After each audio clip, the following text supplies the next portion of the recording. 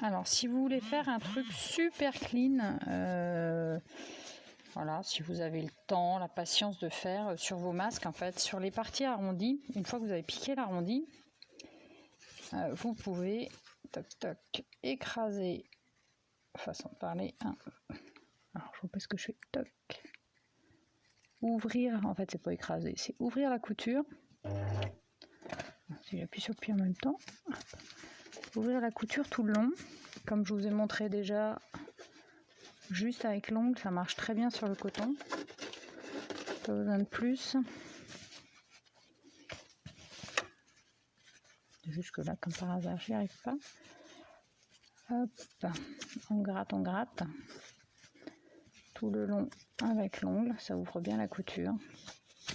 Et en fait, sur les deux côtés, sur les deux arrondis du tissu, vous pouvez faire un petit point le long. Alors, vous pouvez, si vous avez un point zigzag, vous en piquinez pas, vous centrez votre tissu et vous faites un zigzag tout le long. Ça maintiendra la couture pour faire propre. Sinon, vous posez votre pied, alors ça va être difficile de vous juger en fait pour faire une piqûre tout près. Il faut que ça prenne la couture qui est en dessous en fait, le bord du tissu. Hop.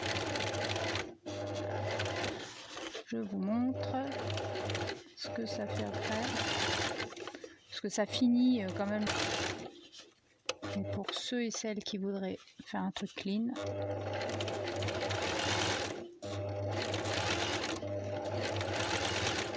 Donc, par contre, ça veut dire faire une couture.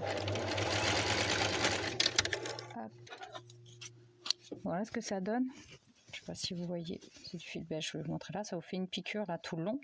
Il faut évidemment faire la même chose de l'autre côté de la couture arrondie. Alors juste pour vous montrer la différence entre avec une surpiqûre, je ne sais pas si vous la voyez là tout le long. Là aussi sur le beige, quand ça fait le point.